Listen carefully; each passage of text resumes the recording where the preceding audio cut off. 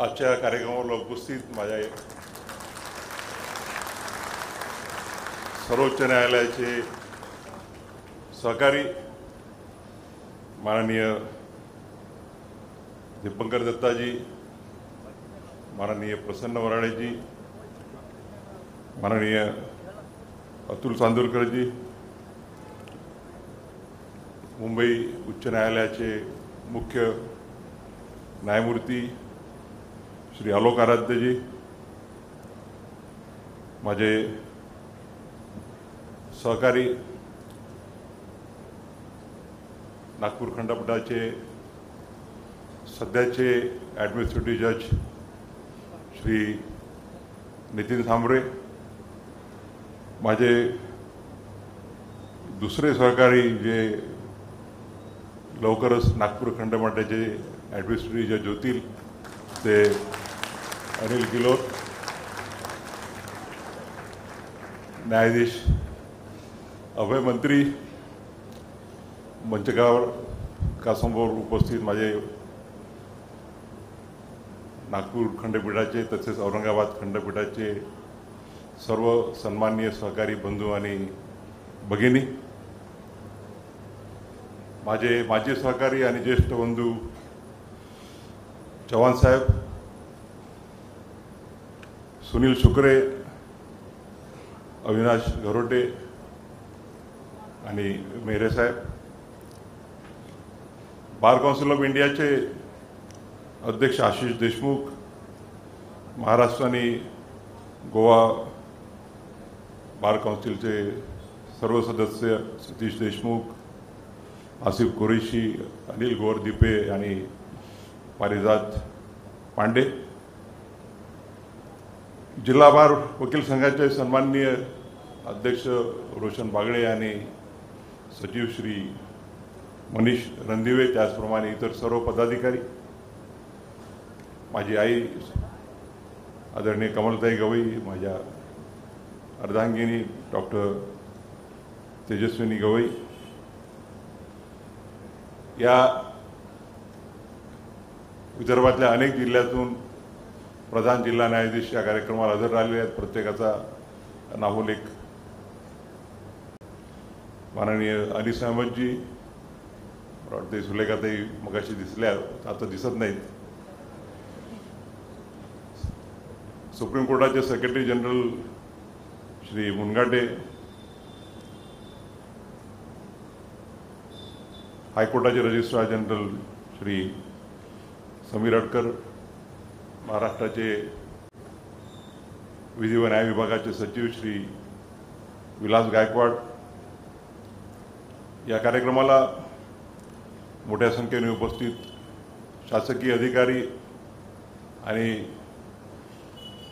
बाजूला आपली जी विस्तार भव्य अशी इमारत आहे त्या इमारतीच्या बांधकामामध्ये ज्यांचं मोलाचं योगदान राहिलेलं आहे ते पब्लिक वर्क्स डिव्हिजनचे सर्व पदाधिकारी, पण ते घरोटेंचं नाव विसरलो, अविनाश घरोटे उपस्थित आहेत, सर्व न्यायाधीश विविध जिल्ह्यातले इथे उपस्थित असलेले माझे अनेक मित्र समोर दिसत आहेत, सगळ्यांचा नामोल्लेख करणे शक्य होणार नाही, आणि माझ्या नागपूर डिस्ट्रिक्ट बार असोसिएशनचे सर्व सन्माननीय सदस्य, त्याचप्रमाणे न्यायालयीन कर्मचारी, आज माझ्यासाठी खरं म्हणजे आजचा सत्कार महत्त्वाचा नाही, खरं तो सत्कार मी आपलाच आहे आणि आपण आपुलकीने जो एवढा भव्य दिव्य कार्यक्रम केला आहे त्याबद्दल मी आपलं अभिनंदन करतो. परंतु आज या दिनाचं औचित्य साधून आपण परमपूज्य डॉक्टर बाबासाहेब आंबेडकर यांच्या तैलचित्राचं जे अनावरण केलं, त्याचप्रमाणे भारतीय राज्यघटनेच्या प्रस्ताविकेचं प्रिएम्बलचं तिन्ही भाषांमध्ये आपण जे लोकार्पण केलं, करून एक अभूतपूर्व अशी घटना आपल्या देशाला दिली. त्या देशाचं प्रास्ताविक त्या घटनेचं ज्या प्रास्ताविकेत आपल्या घटनेचा पूर्ण मूलमंत्र उतरलेला आहे, त्या प्रास्ताविकेचं 3 भाषांमध्ये आपण आज उद्घाटन करून आपल्या सर्वांना अर्पण करत आहोत. ही अतिशय आनंदाची बाब आहे. खरं म्हणजे आपली घटना ही एक अभूतपूर्व अशी घटना आहे, राज्यघटना.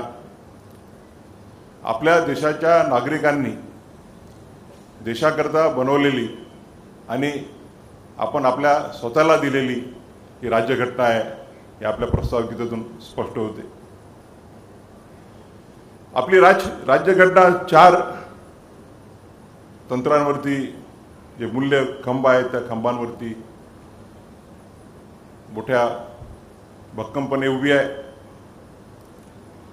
जस्टिस, न्याय, मग तो न्याय सामाजिक, आर्थिक आणि राजकीय.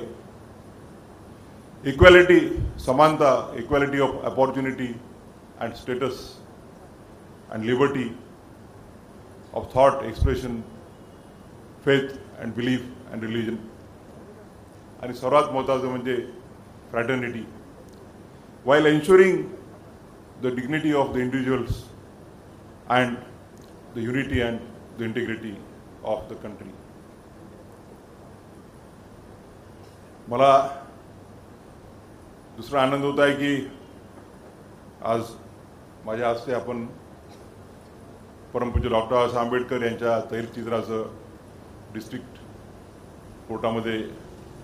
कोर्टाच्या भव्य विस्तारित इमारतीमध्ये आपण अनावरण केलं. मला आनंद आहे की मी माझ्या भाषणामध्ये नेहमीच म्हणत असतो की आज मी काही जो आहे या पदापर्यंत पोहोचलो आहे, त्या पदापर्यंत पोहोचण्याची जे पोहोचू शकलो ती भारतीय राज्यघटना आणि डॉक्टर बाबासाहेब आंबेडकरांचा विचार यामुळेच ते पोहोचू शकलो. आणि मला आनंद आहे की मी ज्यावेळेला 1984 साली वकिली केली सुरुवातीला मुंबईला, तोपर्यंत डॉक्टर बाबासाहेब आंबेडकरांचं तैलचित्र मुंबई उच्च न्यायालयामध्ये नव्हतं. आणि योगायोगानं मी वकिली चालू केली त्याच वर्षी वेस्टर्न इंडिया ॲडव्होकेट्स असोसिएशनची निवडणूक मित्रांच्या आग्रहाखातर लढलो आणि एक्झिक्युटिव्ह कमिटीवरती निवडून आलो. आणि पहिलं आम्ही कुठलं काम केलं असेल तर तो जो मुख्य हॉल आहे, रूम नंबर 36, त्या हॉलमध्ये डॉक्टर बाबासाहेब आंबेडकरांचं मी तैलचित्र अर्पण केलं आणि त्या तैलचित्राचं उद्घाटन 1985 साली करता आलं. त्यानंतर ज्यावेळेला मी नागपूर खंडपीठाचा प्रशासकीय न्यायमूर्ती होतो, त्यावेळेला नागपूरच्या वकिलांनी आणि त्याचप्रमाणे न्यायालयीन कर्मचारी जे हायकोर्टात होते त्या सर्वांनी कॉन्ट्रीब्यूट करून बाबासाहेब आंबेडकरांचं एक भव्य दिव्य असं जे तैलचित्र आहे, आपण जेव्हा आपला जो मेन भाग आहे हायकोर्टाचा आणि तिथून त्या पायऱ्यांवरनं आपण ज्यावेळेला हायकोर्टामध्ये प्रवेश करतो त्यावेळेला आपल्याला सर्वांना आपल्यासमोर बाबासाहेब आंबेडकरांचं एक भव्य असं तैलचित्र दिसतं. त्याचं अनावरण करण्याची आणि त्या तैलचित्राच्या स्थापनेमध्ये मला सहभाग करण्याची संधी मिळाली, हे मी माझं दुसरं भाग्य समजतो. आणि त्याच डॉक्टर बाबासाहेब आंबेडकरांचा जो पुतळा आहे, तो पुतळा डॉक्टर बाबासाहेब आंबेडकरांचा त्यांच्या वकिली वेशामधला जो पुतळा आहे, त्या पुतळ्याच्या पुतळा निर्माण करण्यामध्ये आणि त्याची सर्वोच्च न्यायालयाच्या प्रांगणामध्ये स्थापना करण्याची जी मला संधी मिळाली, तोही माझा मी एक फार मोठा बहुमान समजतो. ज्या बाबासाहेब आंबेडकरांनी जी अविरत मेहनत केली, त्या मेहनतीमुळे जी भारतीय राज्यघटना तयार झाली, त्या बाबासाहेबांच्या प्रती आपल्या आदर व्यक्त करण्याकरता, आपण संवेदना व्यक्त करण्याकरता, कारण की आपण जे चित्र लावतो तर ते नुसतं एक प्रतिनिधी स्वरूपात असतं. त्या चित्रामधून त्यांचे जे विचार असतात, त्यांचे जे आचार असतात, त्या विचारांची आपल्याला सदैव अशी आठवण राहावी आणि त्या विचारांमधून आपण आपल्या प्रेरणा घेऊन मार्गक्रमण पुढे करत राहावं हा त्यामध्ये एक उद्देश असतो. आणि त्यामुळे मी खरोखर अभिनंदन करतो रोशन बागळे, मनीष रणदिवे, प्रिन्सिपल डिस्ट्रिक्ट जज दिनेश सुराणा, त्याचप्रमाणे नागपूर जिल्ह्याचे सर्व सन्माननीय न्यायाधीश, त्याचप्रमाणे वकील बंधू आणि भगिनी की त्यांनी डॉक्टर बाबासाहेब आंबेडकरांची प्रतिमा आणि भारताच्या प्रस्ताविकेचं, भारताच्या राज्यघटनेच्या प्रस्ताविकेचं आपण स्थापना केली. त्याबद्दल मी माझ्या वतीने आपल्या सर्वांचं हार्दिक अभिनंदन करतो. मला वाटते खरं म्हणजे जे प्रिॲम्बलचं उद्घाटन करायचं होतं ते अगोदरच मला वाटते वर्षभरापूर्वी किंवा 6 महिन्याच्या 2-4 महिन्याच्या अगोदर तरी करण्याचं ठरलं असावं. काही कारणामुळे ते झालं नाही, कारण की माझ्या नावासमोर मला दिसलं. असो,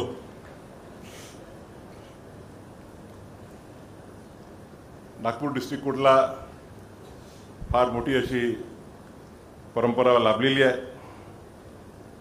या कोर्टाने या देशाला मोठमोठे वकील, मोठमोठे विद्वान दिलेले आहेत. मग ते बाळासाहेब एम आर बोबडे असो की ज्यांच्याबद्दल जस्टिस हिदायतुल्ला यांनी माय ओन बॉसवेलमध्ये म्हटलं आहे. एक त्यांनी पूर्ण चॅप्टर बाळासाहेब बोबडेंवरती त्यांनी अर्पण केला आहे. ते म्हणाले की I have seen the greatest of the lawyers at Nagpur, the doyens of the bar, but undoubtedly the greatest among them was M. R. Bobde. त्यानंतर तीच परंपरा भाऊसाहेब बोबडे, त्यानंतर शरद बोबडे आणि दुसरं एक मोठं व्यक्तिमत्व या बारने आपल्याला, जुन्या लोक तर खूप आहेत त्याबद्दल आपल्या इतिहासात दिलेला आहे, परंतु आजही त्या 2 वकिलांबद्दल पूर्ण देशामध्ये आदराने नाव घेतलं जातं. ते म्हणजे भाऊसाहेब बोबडे आणि व्ही आर मनोहर. हे 2 वकील या नागपूरने या देशाला दिलेले गिफ्ट आहे. दोघांमध्ये जर कम्पेअर केलं तर आपण पाहतो की बराच डिफरन्स येईल, परंतु एक मात्र कॉमन सूत्र म्हणजे की दोघंही अतिशय विद्वान असे कायदे पंडित आहेत. भाऊसाहेब गेले, मनोहर साहेब आहेत आणि त्यांच्या विचारांनी, त्यांच्या कार्याने त्यांच्याकडे बघून असे अनेक सिनियर काउन्सिल आहेत, मोठमोठे वकील आहेत की त्यांच्या कार्याकडे बघून आपण प्रेरणा घेत गेलो, आम्ही प्रेरणा घेत गेलो आणि आमच्या वकिलीमध्ये यशस्वी झालो. त्यानंतर ज्युडिशरीमध्ये काम करता आलं. नागपूर डिस्ट्रिक्ट कोर्टाच्या बऱ्याचशा आठवणी आहेत. मी जरी प्रामुख्याने हायकोर्टात वकिली करत असलो तरी सुरुवातीपासून डिस्ट्रिक्ट बार असोसिएशनचा मेंबर होतो आणि काही केसेस करता मी इथे यायचो. वाटते बहुतांश केसेसमध्ये माझ्यासोबत नितीन सांबरे होते आणि जरी रेग्युलरली डिस्ट्रिक्ट बार असोसिएशनमध्ये प्रॅक्टिस करत नव्हतो तरी इलेक्शनच्या वेळेला मात्र आम्ही पूर्ण वेळ ॲक्टिव्ह राहायचो. मिश्राजी बसलेले आहेत. मिश्राजींना एकदा आम्ही पाठिंबा देऊन DBAचं अध्यक्ष बनवलं, पण ज्यावेळेला ते हायकोर्टात उभे राहिले त्यावेळेला त्याच मिश्राजींना विरोध करून पाडलं. हे सगळं नागपूर ही खरं म्हणजे त्या अर्थानं आपण जर विचार करायला गेलो तर खऱ्या अर्थानं एक सेक्युलर असा बार आपला आहे. आपल्या बारने कधी मनात संकोच ठेवला नाही की हा या जातीचा त्या जातीचा, आणि म्हणून या DBAचे अध्यक्ष अल्पसंख्याक मुस्लिम समाज असो किंवा अजून समाजाचे असो तेही होऊ शकले. आणि रोशन बागडेंच्या रूपाने या DBAला पहिल्यांदा एक मागासवर्गीय अध्यक्ष लाभला. आणि असं नाही की मागासवर्गीय वकिलांची संख्या खूप जास्त आहे की त्यांना नुसतं त्या वकिलांच्या भरोशावरती ते निवडून आले असते, परंतु सर्वांच्या पाठिंबानं सर्वांच्या प्रेमामुळे ते या पदावरती आरूढ झाले. आपण बघतो की अनेक ज्या कुठल्या समजा समाजाचे 200, 400, 500 वकील असतील, त्याही समाजाचे वकील या बारचे अध्यक्ष झालेले आहेत, सेक्रेटरी झालेले आहेत.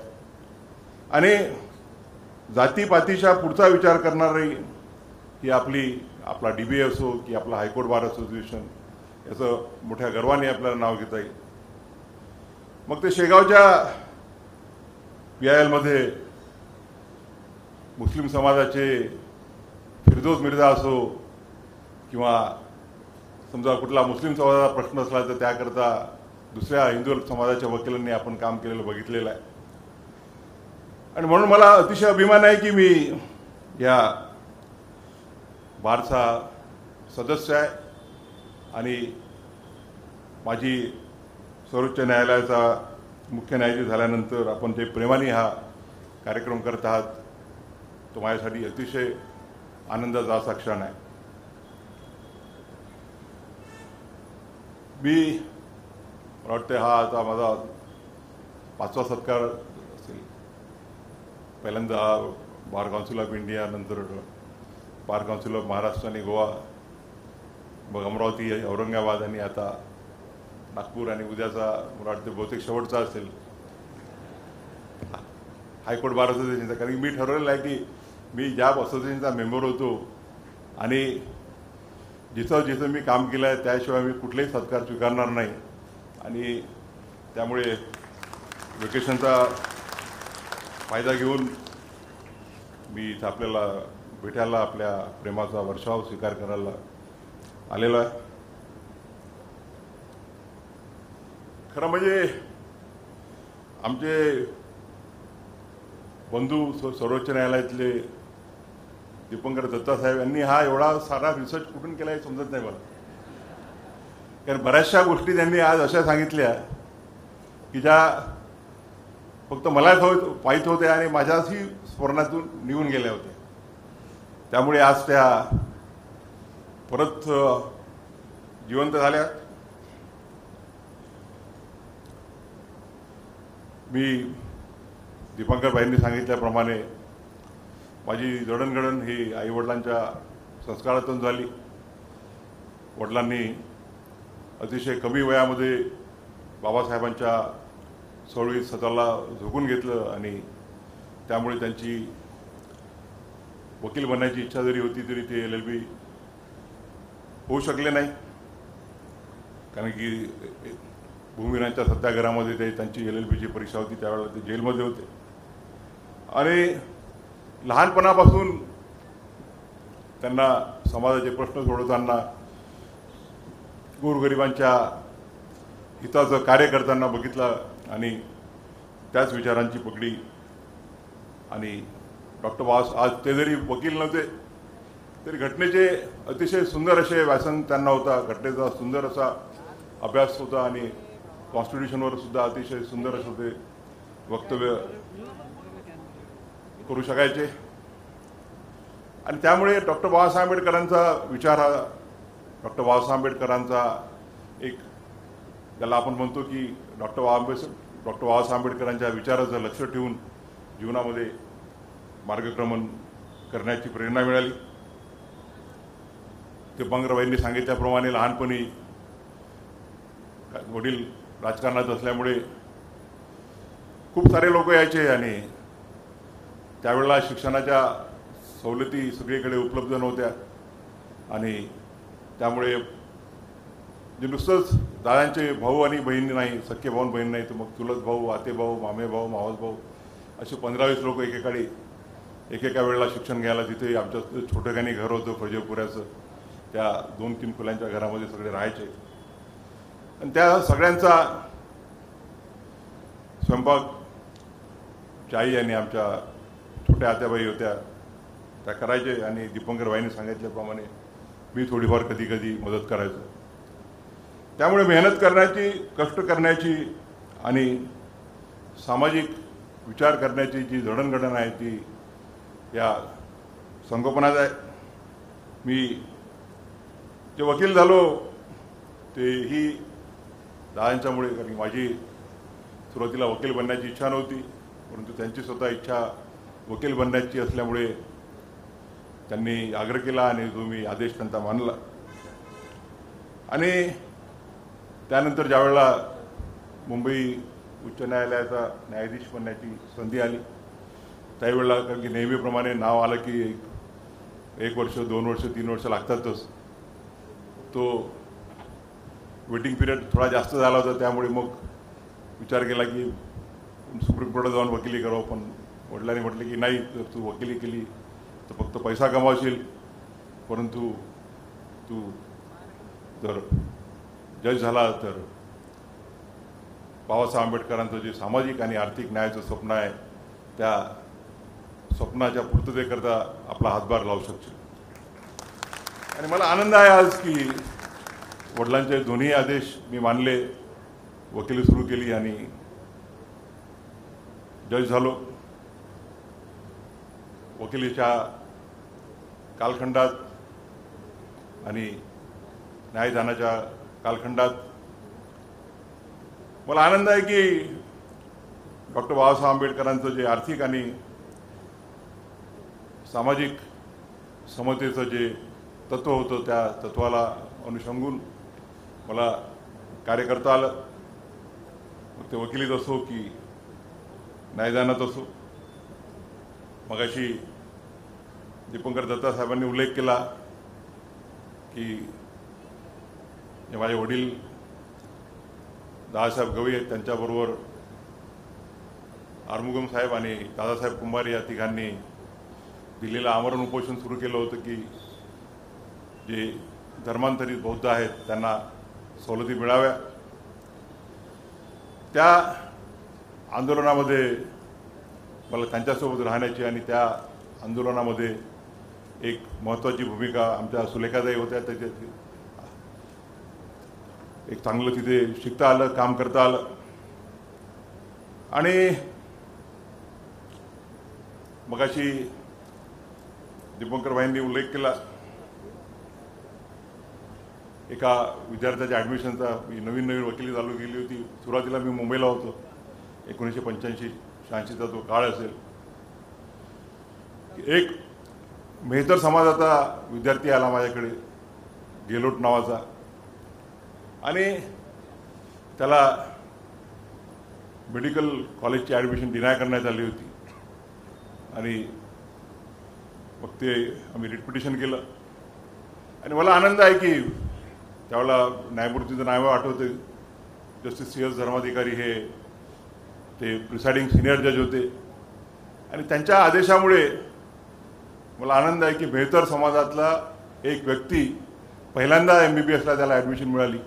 आपल्या तरी भारताची राज्यघटना 1950 साली अस्तित्वात आली, तरी महाराष्ट्रामध्ये 1950 ते 1985 या सालापर्यंत एकाही मेहतर समाजाच्या, जो इव्हन दलितांमधला दलित समाज आपण समजला जातो, रतलाम म्युन्सिपल काउन्सिलमध्ये त्याबद्दल सुप्रीम कोर्टाने जस्टिस कृष्णा अय्यर यांनी फार मोठे ताशेरे ओढलेले आहेत. त्या समाजाच्या एका मुलाला ॲडमिशन देता आली, याचा जो आनंद आहे तो लाखो रुपये करोडो रुपये कमावण्यापेक्षा निश्चितच जास्त आहे. असे अनेक प्रसंग आहेत की याचा उल्लेख करता येईल. वेळेवर जास्त सांगणार नाही. 24 नोव्हेंबर नंतर बराच वेळ राहील तर त्यावेळेला लिहिता येतील काही आठवणी. आमचे सगळे अनिल भाऊ वगैरे माझे पक्षकार राहिलेले आहेत. मगाशी त्यांनी उल्लेख केला की एका वडिलांच्या राजकीय मित्राची एक केस केली मी, आणि मग त्यांनी मला हे तर माहीत नाही त्यांना कुठून कळलं, म्हणजे हे फक्त त्यांच्या मला वाटते गुप्तहेर यंत्रणा हे रॉपेक्षा आणि CIA पेक्षा जास्त मजबूत दिसते. Raw, CIA, KGB. आता नाव सांगायला हरकत नाही, कारण की आदरणीय दत्ताभाऊ तर मेडिकल कॉलेजची केस होती त्यावेळेला. आणि ते त्यावेळेला महाराष्ट्र शासनाचे मंत्री होते आणि ते म्हणाले की हे मला वाटतं बहुतेक कोलिशन गव्हर्नमेंटच होतं. तर ते म्हणाले की नाही, माझ्या संस्थेवरती अन्याय होतो आहे, नगरयुवक शिक्षण संस्था, आणि आपल्याला कोर्टात जावंच लागेल मेडिकल कॉलेजसाठी. आणि मला वाटते that must B one of the rarest instances की राज्याचा मंत्री राज्य शासनाच्या विरुद्ध पिटिशन दाखल करतो, कारण की त्यांनी स्वतः नगरयुवक शिक्षण संस्था थ्रू प्रेसिडेंट श्री दत्ता मेघे असं पिटिशन दाखल केलं होतं. योगायोगानं तेही धर्माधिकारी साहेबांपुढेच लागलं होतं आणि धर्माधिकारी साहेबांनी विचारले की असं कसं की एक मंत्रीच आपल्या सरकारविरुद्ध पिटिशन दाखल करतो आहे. त्यांना उत्तर दिलं की म्हटलं they are in different capacities. मंत्री म्हणून ते शासनाचे एक भाग असतील, परंतु एका शिक्षण संस्थेचे पदाधिकारी आहे, नात्याने त्या शिक्षण संस्थेला जर आपल्यावरती अन्याय होत असेल तर न्याय मागण्याचा हक्क आहे. धर्माधिकारी साहेबांनी त्यावेळेला आमच्या बाजूने निर्णय दिला. असे अनेक उदाहरणं आहेत. ते त्यांनी मोठ्या लीडरबद्दल कुठून माहिती काढली हे तर मला बुचकळ्यातच पडलो मी, कारण की हे फक्त मलाच माहिती आहे की नगरमध्ये श्रीगोंद्याला कोर्टाचं उद्घाटन तिथे करणार होतो मी. त्यावेळेला वकील नव्हतो. आय हॅड बिकम अ जज by then. That must be around 2008-9. आणि बबनराव पाचपुते त्या जिल्ह्याचे पालकमंत्री होते आणि पालकमंत्री या नात्यानं त्यांना तिथे निमंत्रित करण्यात आलं. पण त्याच वेळेला त्यांना आदरणीय पवार साहेबांच्या सोबत एक कार्यक्रम कुठेतरी अटेंड करायचा होता आणि ते थोडे द्विधा मनस्थितीत होते की काय करायचं. इकडे आपल्या पक्षाचे मोठे नेते कार्यक्रमाला त्यांनी बोलावलं आणि एकाकडे या जिल्ह्याचा पालक न्यायमूर्ती येऊन बिल्डिंगचं उद्घाटन करणार आहे. त्यांनी पाचपुते साहेबांना सांगितलं की तू माझ्या कार्यक्रमाला नाही आलं तरी चालेल, पण तू गवई साहेबांच्या कार्यक्रमाला निश्चित जा, कारण की एक दिवस हा मुलगा या देशाचा मुख्य न्यायमूर्ती होईल. खरं म्हणजे माझे वडील नेहमीच म्हणायचे की एक दिवस माझा मुलगा या देशाचा सरन्यायाधीश होईल.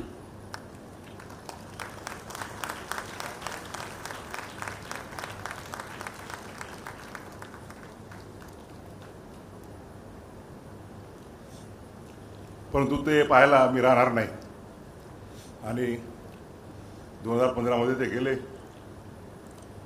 आज त्यांची अनुपस्थिती प्रकर्षाने जाणवते. पण मला आनंद आहे की आज माझी आई हा प्रसंग पाहण्यासाठी आणि आशीर्वाद देण्यासाठी उभी आहे. नागपूर डिस्ट्रिक्ट कोर्टाच्या अनेक अशा आठवणी आहेत. वाटते एकदा काही थोडं जरा सिरियस झालं म्हणून लायटर मोडमध्ये हेमा मालिनीच्या विरुद्ध 138ची केस झाली होती दाखल इथे. आणि त्यात पक्षकार दुसऱ्या साईडने कोण होते सांगणार नाही, ते नागपूरचेच आहेत, बऱ्याच वकिलांना माहीत असेल ते.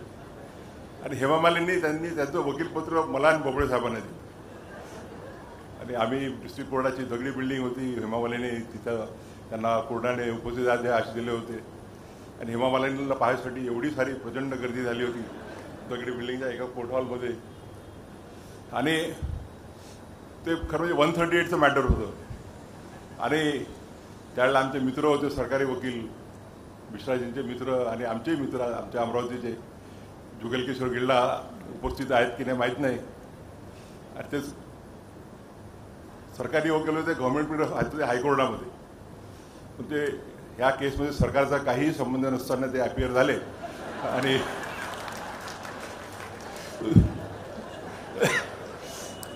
दुसऱ्या दिवशी पेपरमध्ये मोठी बातमी आली की अमुक अमुक ह्याच्यातर्फे एन कुमार हे वकील हजर होते. नंतर हेमा मालिनीतर्फे शरद बोबडे आणि भूषण गवई यांनी काम पाहिले आणि सरकारतर्फे जुगल किशोर गुल्ला यांनी काम पाहिलं. मी विचारलं गिल्लाजींना पेपरमध्ये वाचून की म्हटलं गिल्लाजी तुम्ही काय पाहिलं या प्रकरणात. गिल्लाजी माझे खूप जवळचे मित्र आहेत, कारण की ज्या वेळेला मी वकिली चालू केली नागपूरला त्यावेळेला माझ्या ओळखीचं मनोहर साहेबांशिवाय आणि भाऊसाहेब बोबणेशिवाय मला तिसरा वकील कुणी ओळखीचा असेल तर तो म्हणजे फक्त जुगल किशोर बिर्लाच होते. आणि सुरुवातीला ते आणि मी त्यांच्या टेबलावरती बसायचो. नंतर हळूहळू बोबडे साहेबांची ओळख वाढत गेली आणि मग आम्ही ती बार काउन्सिल ऑफ महाराष्ट्राची जी रूम होती त्या रूममध्ये मी शिफ्ट झालो बोबडे साहेबांसोबत तिथे बसायला. आणि आमचा एक फार मोठा ग्रुप होता. बोबडे साहेब होते, त्यानंतर ॲडव्होकेट CS कप्तान होते, आमचे मित्र मुकेश समर्थ आणि अशा बाकी अनेक होते. तर या बारनी या डिस्ट्रिक्ट कोर्टाने मला भरभरून दिलेला आहे. मी या बारचा नेहमीच ऋणी राहील आणि त्या ऋणदायित्वातून मी मुक्त होण्याचा काही प्रश्नच येत नाही. एका फार गाजलेल्या क्रिमिनल मॅटरमध्ये त्यावेळेला मला स्पेशल प्रॉसिक्युटर म्हणून नेमणूक करण्यात आली होती. 1992-93 तो कालखंड होता आणि त्या कालखंडामध्ये त्या केसमध्ये मला मी ज्युनियर जरी असलो तरी मोठमोठे दिग्गज वकील, मग ते मनोहर साहेब असो, अविनाश गुप्ता, सुबोध धर्माधिकारी एका बाजूला होते आणि सरकारच्या तर्फे मी एका बाजूला होतो. असं अनेक शिकण्याचा मोठ्या मोठ्या मॅटर्समध्ये प्रसंग आला. परंतु वकील म्हणून मी माझ्या दृष्टीने जर सर्वात महत्त्वाचं जर कुठलं एक कार्यकर्ता आला असेल मला तर ते म्हणजे मगाशीच मला मी ज्यावेळेला येत होतो तर माझं ते ऑक्सफर्डमधलं कोणीतरी भाषण वाचलं की judicial activism is born to stay and it is necessary for upholding the constitution and upholding the rights of the citizens. परंतु ॲट द सेम टाइम या विचाराचा नेहमीच आलेला आहे की भारतीय राज्यघटनेने आपल्या ज्या तिन्ही विंग्स आहेत, मग ती लेजिस्लेचर असो, एक्झिक्युटिव्ह असो, ज्युडिशरी असो, याच्या मर्यादा आखून दिलेल्या आहेत. कायदे करायचं काम कायदे मंडळाचं आहे, मग ती पार्लमेंट असो की विविध राज्यांच्या विधान मंडळ असो. राज्यघटनेनुसार आणि कायद्यानुसार काम करणं हे एक्झिक्युटिव्हला अपेक्षित असते. आणि जेव्हा कुठले कायदे हे आपल्या पार्लमेंटचे किंवा विधिमंडळाचे अधिकार आहेत त्या अधिकाराच्या बाहेर जाऊन केलेले असतात किंवा कॉन्स्टिट्युशनल प्रिन्सिपल जे आहेत त्या प्रिन्सिपल्सला भेद देणारे असतात, त्यावेळेला ज्युडिशरी स्टेप इन करू शकते.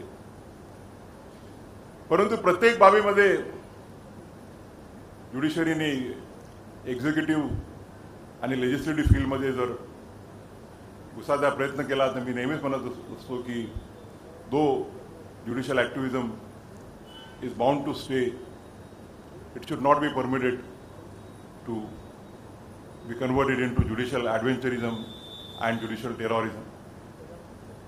आणि त्यावेळेला मी गव्हर्नमेंट पिरियड होतो, वाटते 2001चा वगैरे कालखंड असेल. आणि जुलैचा वगैरे महिना होता. नागपूर खंडपीठाने ऑर्डर दिली की नागपुरातल्या सगळ्या झोपडपट्ट्या 8 दिवसामध्ये निर्जस्त करण्यात याव्या. नाव घेणार नाही मी बहिणीचं. आणि जर नाही केलं 8 दिवसामध्ये तर collector will be personally held guilty for committing contempt of court. बातमी आल्या आल्या त्यावेळेला आदरणीय विलासराव देशमुख हे महाराष्ट्राचे मुख्यमंत्री होते. वाटते अनिल भाऊ सुद्धा बहुतेक त्यावेळेला मंत्री होते. की मला मी जे गव्हर्नमेंट पिरियड झालो होतो या सगळ्यांच्या आग्रहामुळे विलासरावांनी म्हटलं होतं की बा तू या नागपूरचा गव्हर्नमेंट पिरियड हो. आणि त्यावेळेला सुरुवातीला मी खूप काही इच्छुक नव्हतो, पण मी एका अटीवरती झालो की अपॉइंटमेंट करताना अर्ध्या माझ्या राहतील, अर्ध्या तुमच्या राहतील. आणि मला आनंद आहे की त्यातल्या त्या अर्ध्यापैकी अनेक जण आज बेंचवरती माझ्यासोबत आहेत. न्यायमूर्ती सांबळे, न्यायमूर्ती किलोर, भारती डांगरे. आणि त्यांचा फोन आला, ते वर्ध्याला बाय इलेक्शनसाठी आले होते की तुम्ही ताबडतोब मला भेटा. मी त्यांना म्हटलं की बाबा प्रोफेशनल एथिक्सप्रमाणे मी तुम्हाला एअरपोर्टला भेटू शकणार नाही. त्यांना फ्लाईट पकडायचं होतं, तर ते म्हणाले मग तुम्ही सतीश चतुर्वेदीच्या घरी या, तिथे आपण चर्चा करू. आणि ते म्हणाले की असं जर ही ऑर्डर जर स्टे नाही झाली तर फार मोठा अन्याय होईल. या पावसाळ्यामध्ये हजारो लाखो गरिबांना बेघर जर केलं तर एक फार मोठा लॉ अँड ऑर्डर सिच्युएशन निर्माण होईल. त्यांना मी म्हटलं की 8 दिवसाचा वेळ आहे. तुमच्या शासकीय रेट टेबिझनप्रमाणे जर आपण चॅलेंज करायला लागलो तर सुप्रीम कोर्टात मिनिमम 15 दिवस लागतील केस दाखल करायसाठी. तर त्यांनी ताबडतोब तिथूनच फोन केला. श्रीनिवासन नावाचे चीफ सेक्रेटरी होते की ताबडतोब GR काढा की the government has decided to challenge this order before the Supreme Court and the Supreme Court to take all decisions regarding the matter to be filed before the Supreme Court. Shri Bhushan Gavai government period has been authorized. दुसऱ्या दिवशी सकाळच्या फ्लाईटनी मी गेलो आणि दिवसरात्र आम्ही मेहनत करून SLP तयार केला, दाखल केला आणि 8 दिवसाच्या कालखंड संपण्याच्या अगोदर त्या ऑर्डरला स्टे मिळाला. आणि त्यामुळे लाखो हजारो लोक बेघर राहणार होते, त्यांचे घरं वाचले, त्यांच्या डोक्यावरचा निवारा, त्यांचं शेल्टर वाचवता आलं. यात खरोखर मला अतिशय आनंद आहे. हळूहळू मग सुप्रीम कोर्टामध्ये ते मॅटर झालं असताना सुप्रीम कोर्टाने स्कीम दाखल करायचे आदेश दिले आणि त्या स्कीमनुसार रेग्युलरायझेशन, मग त्या कच्च्या झोपड्या कशा रेग्युलराईज करता येतील. आणि नुकतंच म्हणजे मी ज्यावेळेला सर्वोच्च न्यायालयाचा मुख्य न्यायाधीश म्हणून कार्यभार स्वीकारला तर विदर्भाचा एक फार मोठा प्रश्न अनेक वर्षापासून, जवळपास 40-50 वर्षापासून प्रलंबित होता, तो म्हणजे झोपडी जंगलाचा.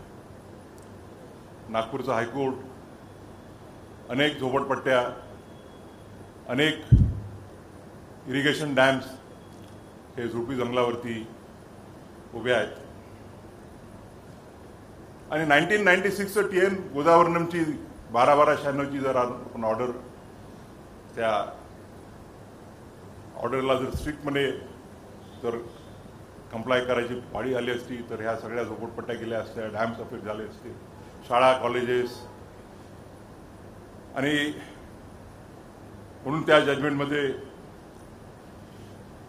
डायरेक्टिव्ह प्रिन्सिपल आणि फंडामेंटल राईट्स याची सांगड घालून जे लाखो झोपड्यापट्ट्या, लाखो जे घरं आहेत झोपडी जंगलावरती, ते रेग्युलराईज करण्याचा आणि सेंट्रल गव्हर्नमेंटने ते रेग्युलराईज करताना विदाऊट इन्सिस्टिंग ऑन NPV करण्याचे आदेश देता आले आणि लाखो लोकांना त्यांचा निवारा वाचवता आला.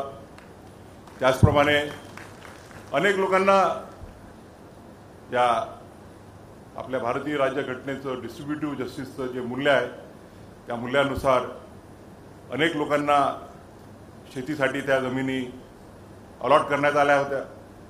आणि या जजमेंटमुळे त्या हजारो लाखो शेतकऱ्यांना त्यांचा जो राईट टू लाईव्हलीहूड आहे तो वाचवता आला.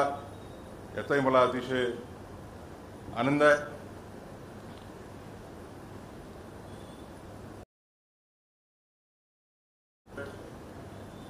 उद्यासाठी काही ठेवावं लागेल, कारण की बरेचसे लोक तर कॉमन राहतीलच. 35 मिनिटं झाले आहेत. आज बागडे साहेबांनी उल्लेख केला ई फायलिंगचा वगैरे. निश्चितच आम्ही अभ्यास करून योग्य तो निर्णय घेऊ, त्याच्याकडून बॅलन्स साधला जाईल. मगाशी त्यांनी उल्लेख केला ओल्ड हायकोर्टची बिल्डिंग ही डिस्ट्रिक्ट कोर्टाकरता किंवा बाकी कोर्ट कॉम्प्लेक्स करण्याकरता देण्यात यावी. मला वाटते की 2019च्या नंतर मला तो अधिकार राहिलेला नाही. त्यांनी खरं म्हणजे फार पूर्वीपासूनच करायला पाहिजे. ते तुमचं पार्किंग वगैरे आहे ते माझ्याच ऑर्डरमुळे आहे, आणि पार्किंगचं कॉर्पोरेशनला ऑर्डर्स देऊन ती जमिनीवर भराव टाकून ते पार्किंग करता कसं योग्य करता येईल. मला वाटतं फिरतोच बहुतेक PIL वकील आहेत त्याचे. मी डायरेक्ट बोलणार नाही, पण मला वाटते पब्लिक इंटरेस्ट लिटिगेशनचा जो उपयोग नागपूर खंडपीठाने केलेला आहे ते मला वाटते रोशन बागडेंना त्याचा विसर पडलेला दिसते. आपल्या हायकोर्टाची डिस्ट्रिक्ट कोर्टाची जी बिल्डिंग असेल त्याकरताही वाटते पहिल्यांदा असं झालं की कोर्टाची बिल्डिंग असताना जजेसची आणि वकिलांची संयुक्त अशी कमिटी नेमण्यात आली. आमचे आपले उदय डबले, नितीन तेलगोटे, पारिजात पांडे वगैरे हे त्या कमिटीवरती सहभागी होते. आणि बिल्डिंगचं प्लॅन करतानाच त्यामध्ये कसं नियोजन असावं की वकिलांसोबत, जजेससोबत वकील आणि पक्षकार याला सुद्धा सुविधा उपलब्ध झाल्या पाहिजेत, तशा करण्यात आल्या. मी मगाशी चांदूरकर साहेबांनी सांगितल्याप्रमाणे भूमिपूजनही माझ्या हस्ते झालं. त्यानंतर उद्घाटन करण्याची संधी मला मिळाली, आणि दोन्ही कार्यक्रमाला पहिल्यांदा ज्यावेळेला मी भूमिपूजन केलं त्यावेळेला गार्डियन जज अतुल चांदूरकर होते आणि ज्युनियर गार्डियन जज होते, आणि ज्यावेळेला माझ्या हस्ते उद्घाटन झालं त्यावेळेला ते सिनियर गार्डियन जज होते. त्यावेळेला दोन्ही कार्यक्रमाला ते आम्ही सोबत होतो. तिसरा कॉमन फॅक्टर म्हणजे देवेंद्रजी फडणवीस पहिल्या कार्यक्रमाला ते मुख्यमंत्री म्हणून उपस्थित होते, दुसऱ्या कार्यक्रमाला उपमुख्यमंत्री म्हणून उपस्थित होते. आणि आता उद्या परवा जे कार्यक्रम करणार आहोत नागपूर लॉ युनिव्हर्सिटीचाही उल्लेख करावा लागेल. 2017 चव्हाण साहेबांनी आणि आम्ही प्रचंड अशी मेहनत घेऊन नागपूर लॉ युनिव्हर्सिटी कशी चांगल्या रीतीनं उभी करता येईल त्या दृष्टीनं प्रयत्न केले. सुप्रीम कोर्टात गेल्यावर सुद्धा मी त्याचा पाठ राहिलो. त्यानंतर मग नजीकच्या कालखंडात ती जबाबदारी सांबरे साहेबांवरती आणि किलोर साहेबांवरती टाकली. असे अनेक प्रश्न आहे की जे PILच्या माध्यमातून सोडवले गेले. मला आठवतं एकदा मी मुंबईला व्हिजिटिंग जज म्हणून गेलो होतो, आणि जस्टिस देवधर हे नागपूरला आले होते, आणि त्यांनी पाहिलं की ह्या हायकोर्ट बार असोसिएशनच्या PILमध्ये काय राहिलेलं आहे. तर ते म्हणाले यात काही nothing survive in this but will dispose it of.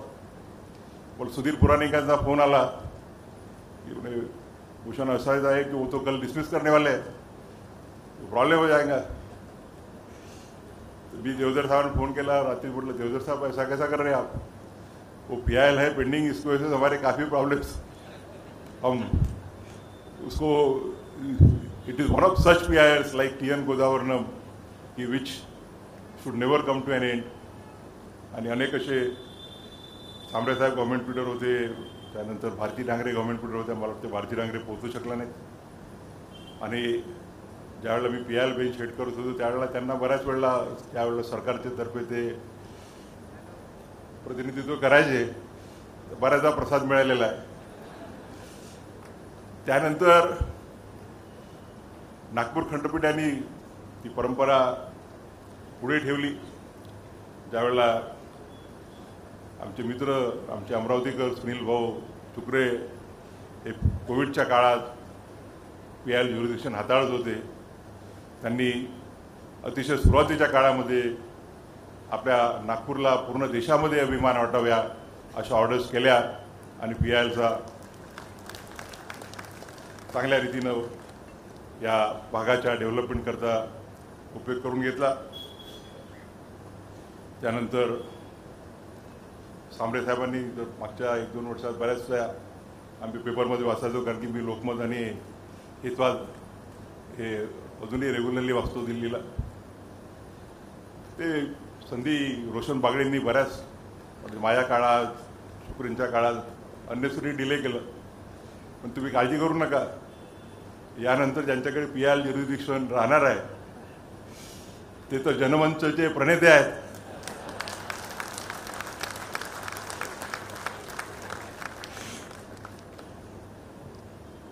नागपूरच्या हायकोर्टाची 5 एकरची जागा आम्ही कशी मिळवली हे सगळ्यांना माहीत आहे. जास्त बोलणं बरोबर नाही, मर्यादेचं उल्लंघन होईल.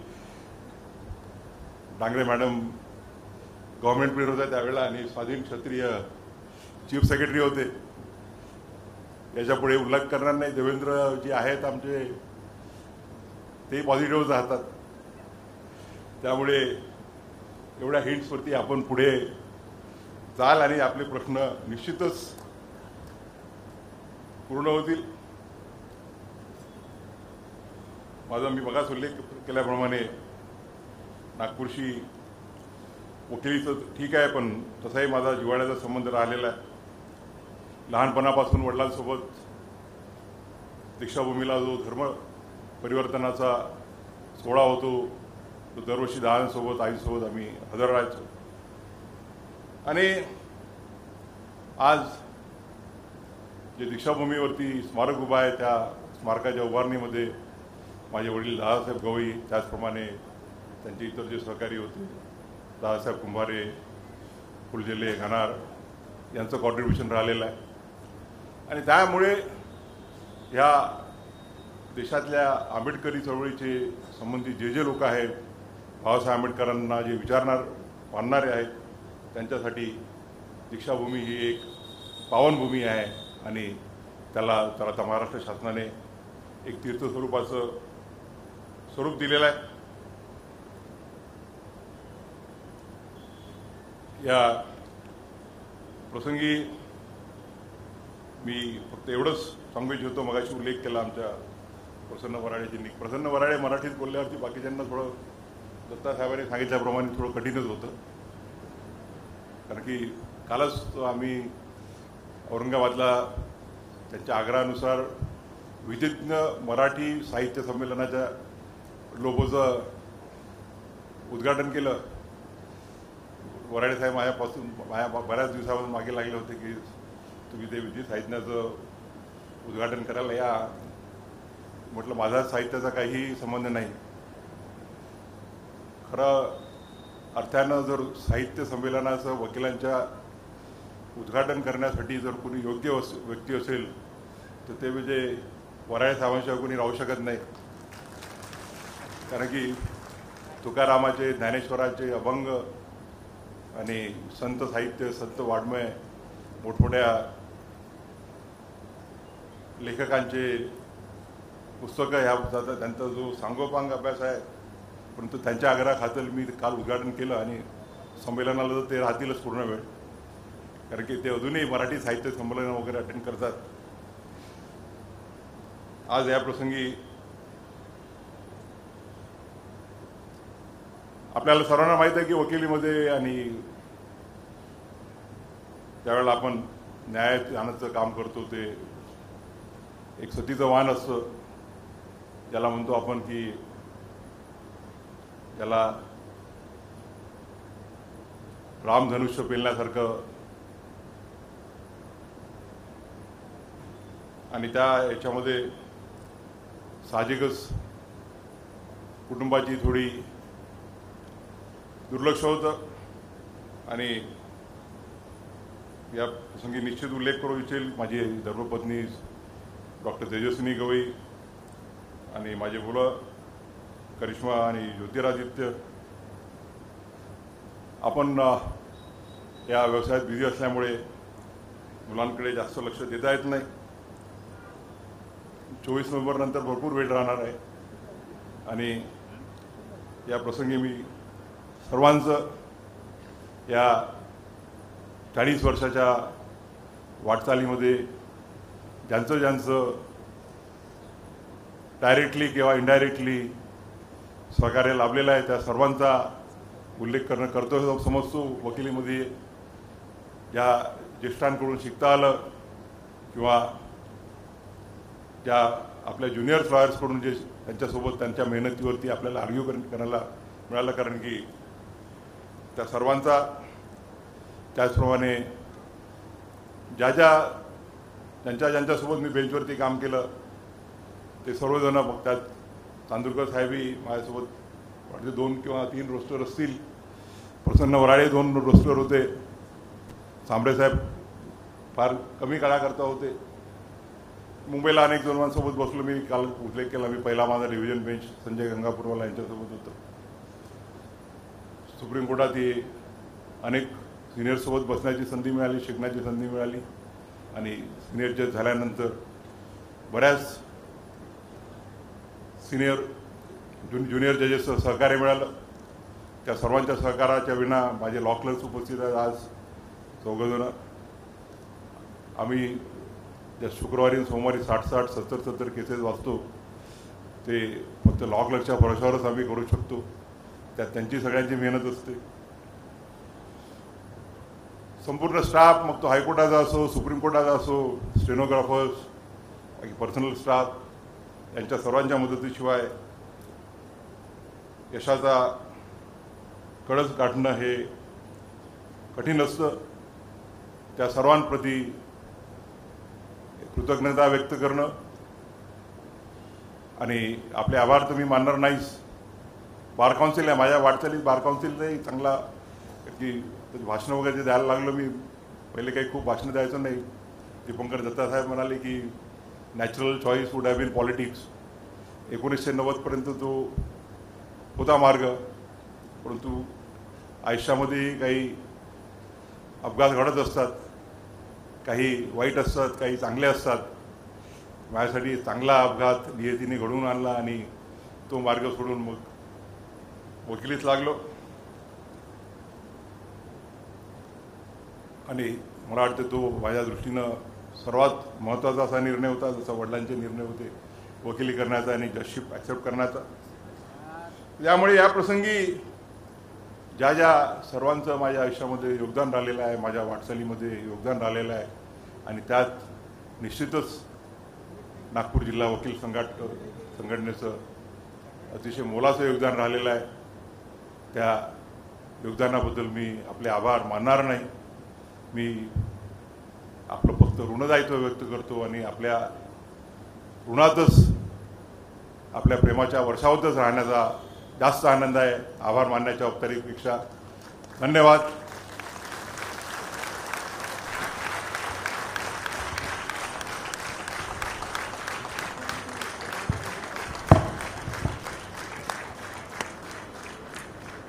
आपले खूप खूप धन्यवाद आणि आभार सर. आपण आपल्या संबोधनातून माझे DBAचे सदस्य असा उल्लेख केल्याने आम्ही धन्य झालो. तैलचित्राचे व उद्देशिकेचे अनावरण आपल्या हस्ते होणे हे आम्हा सर्वांसाठी एक गौरवाचा हा क्षण आहे. आपल्या जीवनाचा प्रवास व आपलं कर्तृत्व हे आम्हासाठी सदैव प्रेरणादायी राहील. आपले मार्गदर्शन हे आम्हास नेहमीच मोलाचे आणि आपला बार हा